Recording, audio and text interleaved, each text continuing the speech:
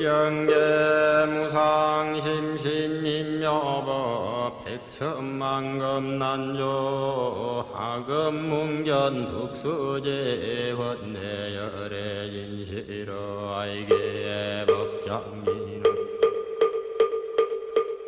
오엄마라나 제2장 유마힐의 설법 1. 좌선 부처님께서는 외살리의 부유한 상인 유마힐이 알아누워 있는 것을 아시고 사리푸따에게 말씀하셨다. 네가 유마힐에게 가서 병문안을 하라. 사리푸따는 부처님께 사료였다. 부처님, 저는 그를 문병 가서 대화를 나누기 어렵습니다. 언젠가 숲속 나무 아래 앉아 좌선하던 옛일이 생각납니다. 그때 유마힐은 제게 이렇게 말했습니다. 사리푸따님, 가만히 앉아있는 게 좌선이 아닙니다.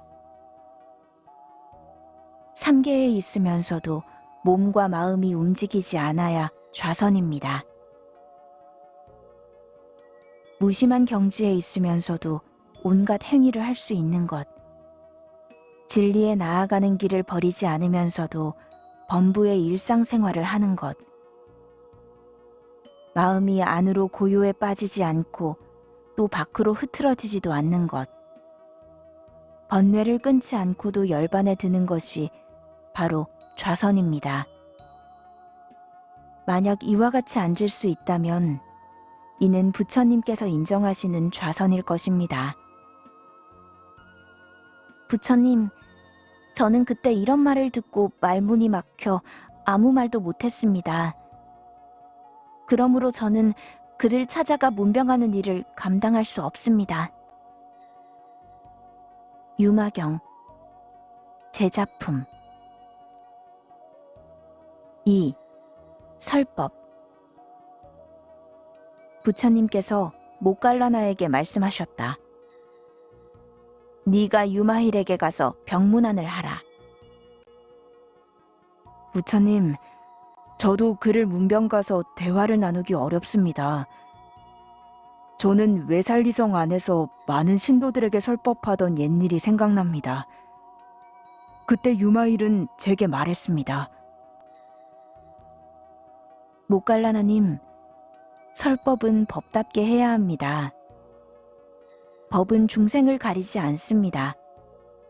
중생의 허물을 보지 않기 때문입니다. 법은 나의 허물이 없으므로 나도 없고 생과 사가 없으므로 목숨이 없으며 과거의 생과 미래의 생이 끊어졌기 때문에 내가 없으며 모양이 없으므로 항상 고요합니다. 진리는 원인을 도와서 결과를 맺게 하는 일이 없으므로 모양이 없으며 언어가 끊어졌기 때문에 이름이 없고 치밀하거나 치밀하지 못한 생각까지도 떠났기 때문에 말이 없고 허공과 같으므로 형상이 없으며 궁극적인 공이기 때문에 부질없는 말조차 없습니다.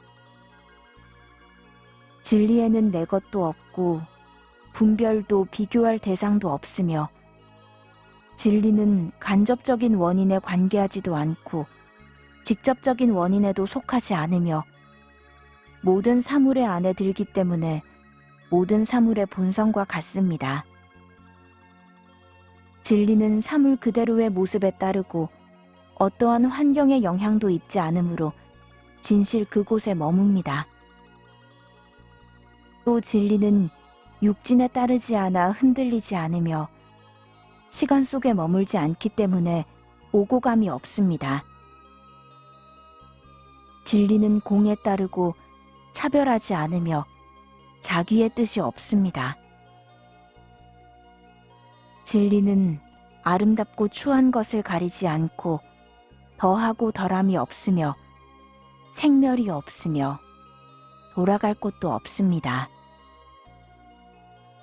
진리는 눈과 귀와 코와 혀 그리고 몸과 마음을 초월하였고 낮음이 없으며 결코 흔들리지 않으며 관찰의 대상에서 떠나 있습니다. 진리는 중생의 능력에 따라 그에 맞게 설명해 주어야 합니다. 또 깨달음은 걸림이 없어야 하며 대비심으로 대승을 찬탄하고 부처님의 은혜에 보답하며 삼보가 영원한 것을 생각하면서 설법해야 합니다. 부처님, 제게는 이런 설법의 재능이 없습니다. 그러므로 저는 문병하는 일을 감당할 수 없습니다. 유마경 제자품 3. 걸식 부처님께서 까샤빠에게 유마일의 문병을 말씀하시자 까샤빠는 이렇게 말했다. 부처님, 저도 그를 문병 가서 대화를 나누기 어렵습니다. 저는 가난한 마을에서 걸식하던 일이 생각납니다. 그때 유마일은 제게 다가와 말했습니다. 까샤빠님, 자비심이 있다 해도 부자를 버리고 굳이 가난한 사람에게서 걸식하는 것은 그 자비심을 널리 펴는 일이 못됩니다. 걸식은 평등한 법에 머물러 차례대로 행해야 합니다. 걸식은 식용을 위한 것이 아니며 음식을 얻기 위한 것도 아닙니다. 마을에 들어갈 때는 사람이 살지 않는 빈 마을이라는 생각으로 들어가야 하며 형상을 보더라도 장님과 같이 보고 들리는 소리는 메아리와 같이 듣고 냄새는 바람과 같이 느끼고 맛을 분별하지 않으며 온갖 느낌은 깨달음의 경지에서 느끼듯 해야 하고 또 모든 것이 꼭두각시와 같은 줄 알아야 합니다. 까샤빠님, 이와 같이 걸식한 한 끼의 밥을 모든 중생에게 베풀고 모든 부처님과 성현에게 공양한 다음에 먹을 수 있어야 남의 보시를 헛되이 먹었다고 하지 않을 것입니다. 이와 같이 먹을 수 있는 사람은 번뇌를 버리지 않고서도 해탈에 들고 집착을 끊지 않고서도 바른 가르침에 들 수 있습니다. 보시하는 사람의 복덕도 많고 적음이 없습니다. 손해나 이득을 떠날 때 이것을 깨달음의 길에 바르게 들어갔다 하고 자기만의 깨달음을 구하는 길에 의지하지 않았다고 합니다.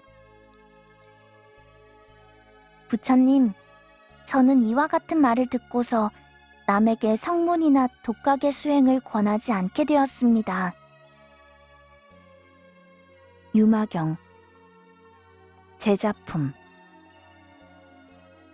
4. 지게 우빨리도 부처님께 여쭈었다.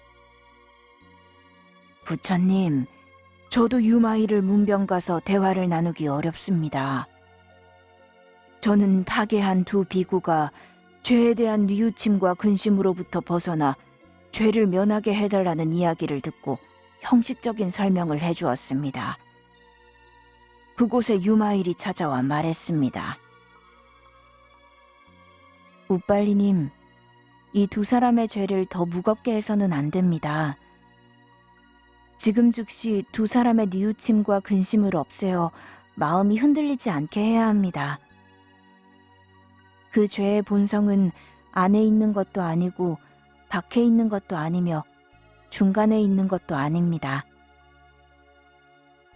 부처님께서 말씀하신 대로 마음이 더러우면 중생도 더럽고 마음이 깨끗하면 중생도 깨끗합니다.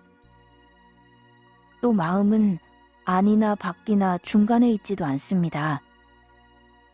저 또한 그와 같고 모든 것이 그와 같다는 게 진실입니다.